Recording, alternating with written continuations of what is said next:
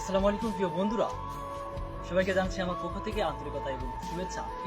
খেলাধুলাই বারবার মাদক ছেড়ে খেলতেছ।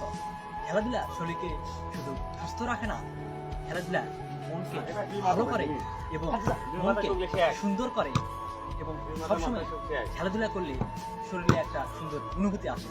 প্রিয় বন্ধুরা, আমাদের গ্রামে বর্তমানে গরম পড়েছে, 40 ডিগ্রি তাপমাত্রা সেলসিয়াসের উপরে উঠে গেছে। এই গরমের কারণে আমাদের গ্রামের যেসব ছাত্র মানুষ রয়েছে, এই ছাত্র মানুষেরা কোনো জায়গায় বসে আরাম করতে পারতেছে না।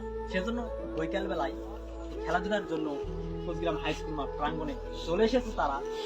এদের থেকে আমরা জানি তারা এই ষোলোপাতি তারা কেন খেলছে। এই ষোলোপাতি খেলাটা আদিম যুগের 20-30 বছরকার আগেকার যুগের তারা খেলাধুলা আমাদের দাদারা করতো।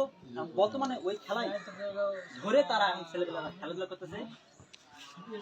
প্রিয় বন্ধুরা, তোমরা এখানে ষোলোপাত খেলাধুলা কেন করতেছো, কারণটা কি যদি একটু বলতে তাহলে আমরা ভীষণভাবে উপকৃত হতাম।